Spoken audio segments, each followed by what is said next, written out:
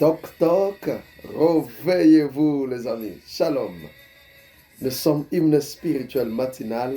Eh bien merci de nous recevoir encore chez vous au travers de cette vidéo. Ensemble, nous sommes bien préparés pour hisser les drapeaux Jésus-Christ. Alléluia, alléluia.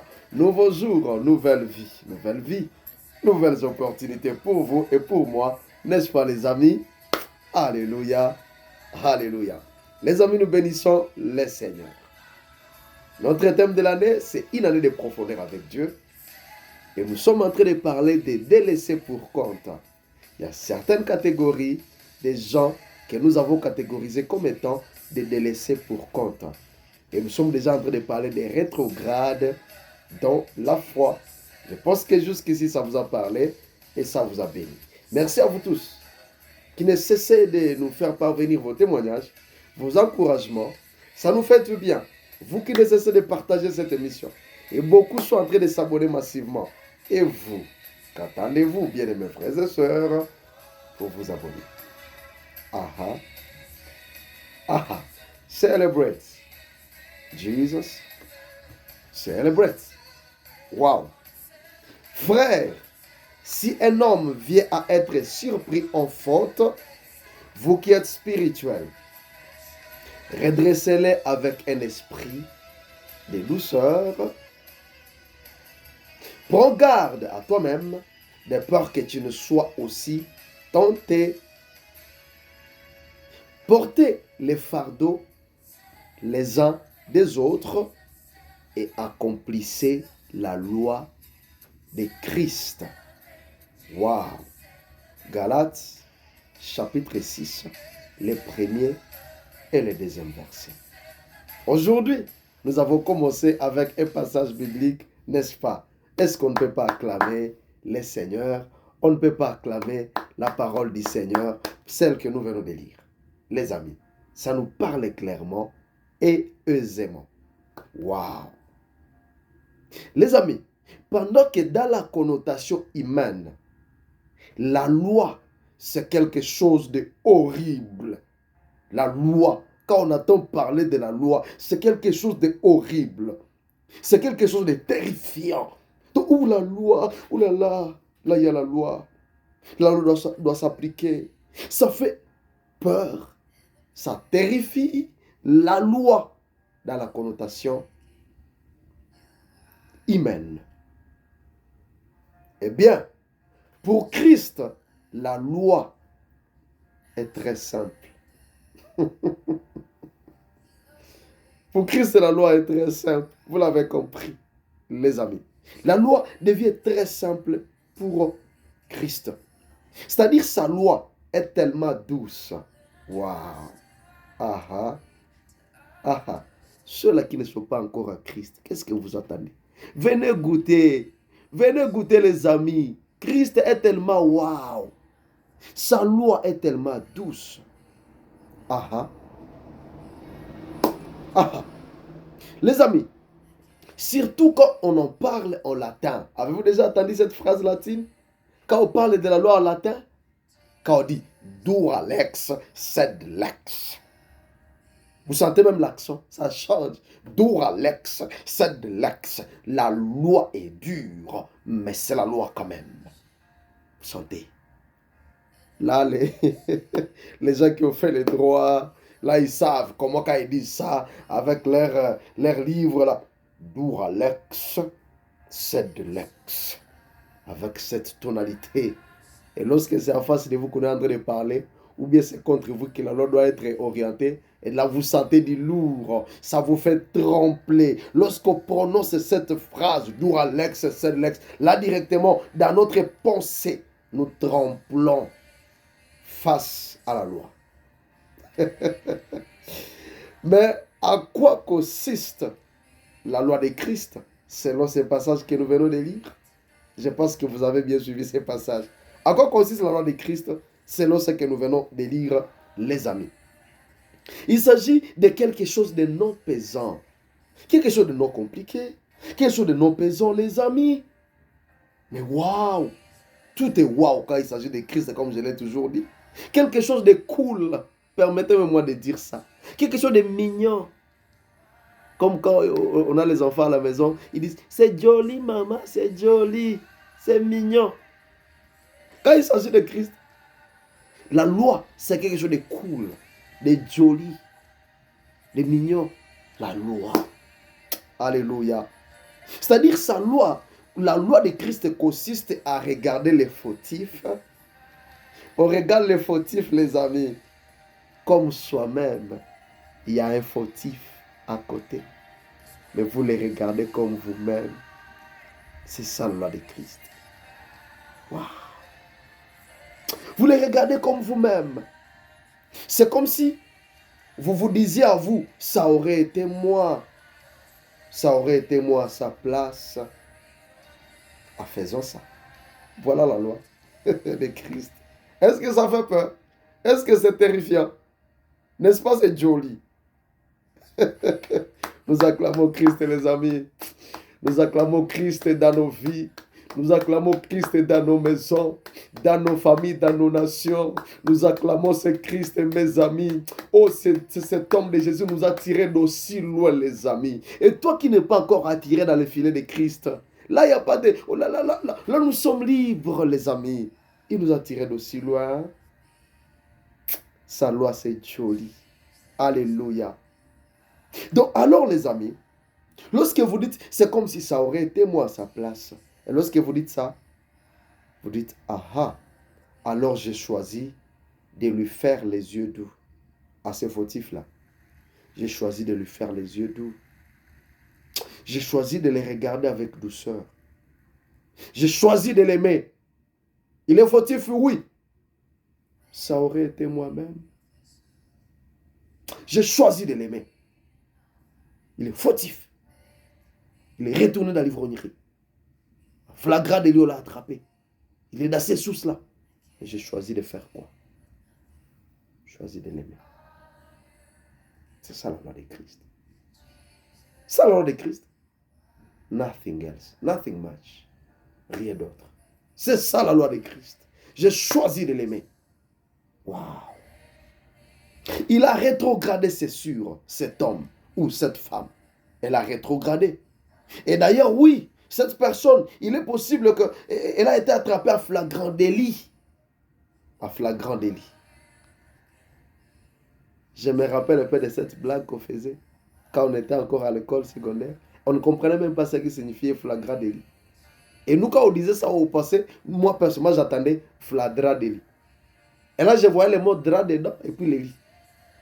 Et l'idée, c'était que quand on parlait de ce terme ici, ça allait tout droit à l'adultère. Donc, on a attrapé cet homme sur les lits avec les draps, mais aussi avec quelqu'un d'autre, dont la femme de trouble et le mari de trouble. Alors, flagrant délit. Je ne sais pas toi, qu'est-ce que tu en pensais? Parce qu'il y a beaucoup de choses dont on commettait d'erreurs, de phrases qu'on prononçait sans même savoir le sens. Alléluia. Et c'est à un certain âge, à un moment comme ça, qu'on vient découvrir. Je faisais d'erreurs comme ça. Bon, là, c'était moi. Je n'ai pas dit vous. Hein. Peut-être vous êtes tellement intelligent et que vous aviez déconné tout ça avant. Mais nous, vraiment, on a eu à commettre beaucoup d'erreurs comme ça. Et quand on parlait de flagrant délit, voilà un peu ce qui passait en tête. Et c'était comme si cela signifiait seulement l'adultère, la prostitution. Alléluia. Que le Seigneur nous aide, les amis. Donc, il est possible que cette personne ait été attrapée flagrant délit. Oui. Mais j'ai choisi de l'aimer. C'est la loi de Christ. Waouh. C'est-à-dire, même si c'est flagrant délit, j'ai choisi de voir que cette faute ici n'est pas son identité. Cette faute n'est pas son identité. D'ailleurs, je profite, ma soeur, mon frère. Toi qu'on venait d'attraper un flagrant délit et qu'à partir de ce moment, tu as rétrogradé, tu te vis tellement sale. Je suis venu te dire, t'encourager, que cette faute n'est pas ton identité. Et à nous tous qui sommes aux alentours de ces fautifs-là, de ces rétrogrades, je suis venu laver nos minds, nous faire voir que ça, ce n'est pas son identité. C'est pas parce qu'elle a commettre cette faute que c'est resté l'étiquette sur sa vie pour toute la vie. Non, ma soeur, relève-toi, ce n'est pas ton identité. Dis avec moi, ce n'est pas mon identité. Relève-toi de cette ivrognerie. Relève-toi de cette sorcellerie. Relève-toi de ces critiques. Relève-toi de cette vie de mensonges. Relève-toi de cette vie d'adultère. Relève-toi de cette vie de fidélité. Toi, femme est fidèle. Toi, homme est fidèle. Toi, papa est fidèle. Relève-toi. Ça, ce n'est pas ta vareuse à toi. Ce n'est pas l'étiquette de toute ta vie. Dis avec moi, ce n'est pas mon identité. Une faute n'est pas mon identité. Ne laisse pas la faute définir toute ta vie. Non, non, non. Dans le nom de Jésus, tu auras cette force. Cette faute est passagère. Cette faute n'est pas son identité. N'est pas son identité. Elle est passagère. Alléluia. C'est comme un vêtement que l'on a mis le matin sur son corps. On a porté un vêtement le matin. Alléluia. C'est comme un vêtement que l'on porte le matin. Et le soir, qu'est-ce qu'on fait? On a pris ses vêtements sur son corps. On s'en est débarrassé, n'est-ce pas? Parce que c'est le soir, on change les vêtements. Aha. N'est-ce pas, les amis? On a pris ses vêtements sur son corps. Alléluia. Et si la personne elle-même qui a mis les vêtements des fois et n'est pas à mesure d'enlever les vêtements, les gens qui sont dans son entourage, je vois ça souvent chez les mamans, nos mamans, les femmes. Elle a bien mis ses modèles parce que les femmes sont trop modélistes. Elle a bien mis le matin sa robe, je ne sais pas, tout ça. Mais le soir, elle ne va pas s'empêcher d'appeler sa fille. Ma fille, viens m'aider un peu à ouvrir cette tirette ici derrière. Hein? Aide-moi à ouvrir ces boutons ici. Pour dire que si celui qui a vu les vêtements, à un moment n'est pas en mesure d'ôter les vêtements lui-même, ce n'est pas mal de se faire aider. Alléluia. Et ça passe, n'est-ce pas? Et pourquoi pas nous qui sommes dans l'entourage de celui-là qui est tombé dans une faute, c'est-à-dire les rétrogrades dont nous sommes en train de parler, s'il n'a pas été en mesure de se relever lui-même, de sortir de cet état-là, de cette faute-là, nous avons aussi ce devoir-là, les amis. C'est ce passage que nous venons de lire. Nous avons ce devoir d'aider la personne à ouvrir les tirettes, déboutonner un peu cette partie et aider la personne à se débarrasser de quoi? De cette robe-là. Et ça y est, la robe n'est plus. Elle vient de changer. Elle vient de s'en débarrasser. C'est ce que nous ne pouvons que faire, les amis. Waouh! Est-ce que ça parle à quelqu'un? Alléluia. Il y a quelqu'un dans notre entourage. Il y a quelqu'un dans notre association, dans notre environnement. Peut-être même dans notre famille, dans notre église là. Un frère qui ne venait plus, qui ne vient pas. Dès qu'il vient, tout le monde le regarde. Tu as l'intérêt d'aller suivre cette soeur, ce frère, et dit, je vais t'aider à déboutonner pour que se débarrasse de cette faute. Ah oui, c'est le travail que nous sommes en train de continuer de faire. Je sais que peut-être cette émission est en train de vous ennuyer parce qu'on a traîné beaucoup sur ça. Mais le Saint-Esprit veut que tu fasses quelque chose et que je fasse quelque chose. Alléluia. Tant que l'Esprit ne nous dira pas d'arrêter, on ne va pas arrêter, on va continuer. Ah, merci Saint-Esprit de Dieu. Aidons quelqu'un ce matin à s'en débarrasser, se débarrasser de cette faute. Alléluia. Et non faire de cette faute son identité. Et non de commencer à les publier partout, écrire partout que telle, voilà celle que vous connaissez comme telle, son identité c'est celle. Non, ne faites pas de cette erreur son identité. D'ailleurs, il n'y a pas de rétrograde au nom de Jésus. Tous on avance avec Jésus au nom de Jésus. Tu n'es pas rétrograde à vie. Tu n'es pas rétrograde à vie au nom de Jésus. Tu n'es pas rétrograde à vie au nom de Jésus. Waouh! Merci Seigneur. Alors les amis, pendant que nous sommes en train de les clôturer, j'ai dit un rétrograde il mérite non seulement notre attention, mais aussi mérite notre amour.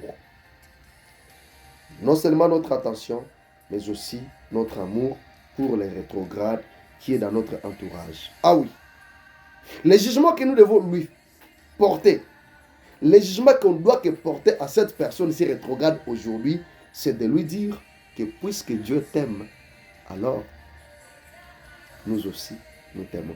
C'est ce que nous allons dire ce matin. Puisque Jésus t'aime, moi aussi, je t'aime. Voilà les jugements que nous devons faire. Alléluia. Nous allons dire à cette personne, tu es assez bon pour rester dans cet état de faute. Tu es assez bon pour rester dans cet état de faute ou de rétrograde. Cette faute t'est arrivée pour un apprentissage. C'est ça qu'on va dire à quelqu'un ce matin. Cette faute t'est arrivée pour un apprentissage quelque part, pour que tu croisses encore, que tu grandisses pour une maturité. Alors dès maintenant, manifeste-toi, lève-toi. Nous allons dire à cette personne, il y a la meilleure version de toi-même en toi. Il y a cette meilleure version de toi-même en toi-même. Alors ce matin, dès ce matin, manifeste cette vraie version. Lève-toi. Nous allons tenir la main de cette personne. Nous allons prier pour cette personne. Nous allons relever ses maris, cette femme, ses premiers fils, cet adolescent. Nous allons relever, dit, manifeste cette autre personnalité qui est en toi. Cette meilleure version de toi qui est en toi. Et avec l'aide du Saint-Esprit, waouh, avec l'aide du Saint-Esprit, ici même là, commence tes exploits avec Dieu. Waouh. Les amis, nous allons nous retrouver la semaine prochaine. Mais j'aimerais que nous fassions le bilan de la semaine. Comment est-ce que ce message vous a béni? Qu'est-ce que cela a rapporté à votre vie? Et je vais prier au nom de Jésus. Père, pour tous les rétrogrades qui vont tomber sur ces messages, relève quelqu'un. Que quelqu'un comprenne qu'il n'est pas rétrograde. Ce n'est pas ça son identité.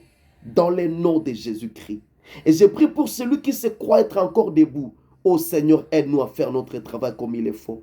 On n'est pas là pour mortifier, mais pour enfoncer les autres dans le nom de Jésus. Mais nous sommes plutôt faits pour nous relever les uns les autres. Aide-nous à porter les fardeaux des uns et des autres dans le nom de Jésus-Christ. Amen. Si le Seigneur nous fait grâce, nous se retrouvons la semaine prochaine. Mais pour le moment, on vous souhaite un week-end béni dans le nom de Jésus-Christ. Ne manquez pas de vous abonner et même de commenter, les amis, pour la gloire de Dieu. Nous vous aimons très bien. Bye bye.